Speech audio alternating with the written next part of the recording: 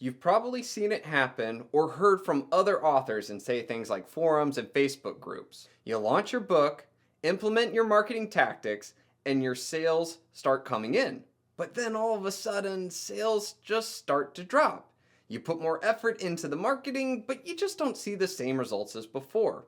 It feels as though something happened and your book just dropped. Now, this doesn't happen to everyone, but it definitely does happen enough that authors have raised a major question. Some think that there's a major cliff that happens for new books, which begs the question, does Amazon give preferential treatment to new books? Well, the short answer is yes. Amazon does give preferential treatment to new books, but it's not how you think it is.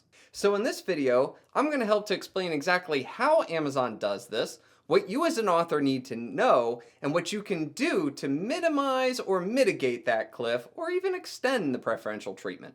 But first, if you'd like to learn more about book marketing as well as self-publishing, be sure to hit the subscribe button below as well as that little bell icon to the right so that you get a notification when my next video comes out. And with that, let's begin.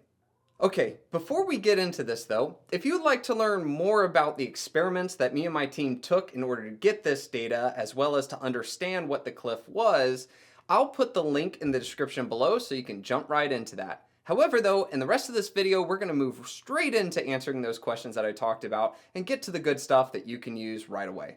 So the truth of it all is that Amazon does give preferential treatment to new books. However, it isn't some magical lever that they pull at a certain time, as if your book has officially hit its Logan's Run number.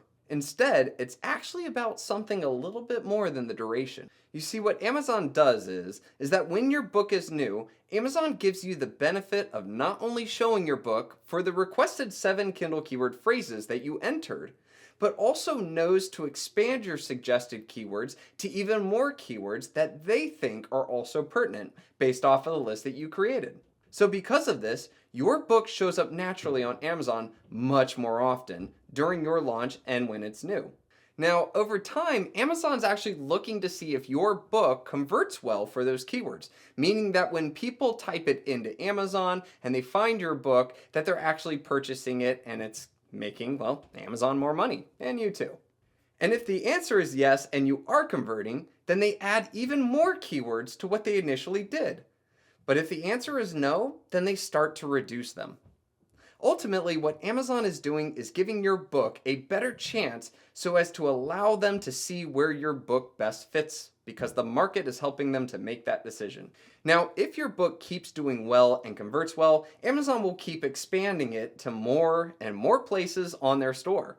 However, at a certain point, you will not go any further, and so Amazon will start to settle your book in a spot. And this is what we see when we see the drop-off or cliff, or the end of the Amazon new book honeymoon. Some authors can see this happen in a couple of weeks after their launch, and some can be months. There are also other authors who might not even see it at all. Okay, so now that we understand how the drop-off actually occurs, let's go ahead and talk about what authors can do so as to improve that time period and lengthen it as long as they can.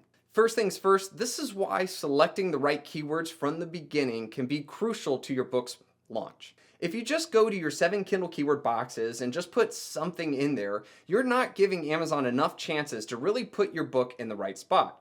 If they don't do that, then your drop-off cliff will happen much sooner. However, using a tool like Publisher Rocket, authors can find niche but specific keywords for their books and also know whether or not people are searching for it. This helps ensure that the phrases you use in your 7 Kindle keyword boxes are the kind that Amazon can use and thus flesh out more to get your book showing more often for even more terms. Now, once you have a bunch of phrases that you really think fit your book, be sure to watch my video on the 7 Kindle keywords, which we'll have up here or also in the description below, where you can learn how to actually put them correctly in those boxes. Believe me, there's a couple of really cool steps to that I think will be really important for you. All right, so with that, we've covered what exactly the Amazon cliff is, how they do it, and most importantly, what we authors can do to ride that wave longer and maybe not even hit the cliff at all. because choosing the right keywords for your launch can be crucial to that exact momentum and can be a big component on how your book does in the grand scheme of things. And with that, I'm Dave Chesson of Kindlepreneur, signing off. Cheers.